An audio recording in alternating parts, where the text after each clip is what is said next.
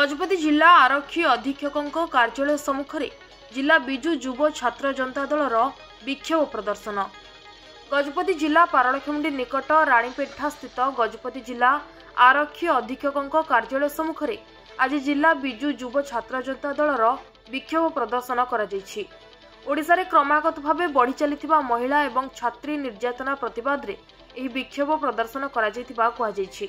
एही अवसर में राणीपेठा छक ठारू एक शोभायात्रा बाहरी गजपति जिला आरक्षी अधीक्षकों कार्यालय ठारे पहुंचीला। सेठारे विभिन्न स्लोगान मान दे एसपी जरिया रे पुलिस डीजी को एक दाबीपत्र प्रदान करा जायतिला, जहाँकि आज 4टा बेले सूचना प्रदान करा जायछि। आंदोलन व्यापी कारण मोहनमाझी सरकार बीजेपी सरकार आसला दिन नारी मान निर्यातना छात्र छात्री मान सुरक्षित नांती एक निर्यातना सरकार विरुद्ध में आज छात्र आंदोलन व्यापी आज डीजी को एसपी माध्यम आज मेमोरेंडम पत्र देवाक आसुछु एवं गजपति जिलार सभापति प्रदीप नायक महोदय अनुरोध कर आज से आज आंदोलन विरुद्ध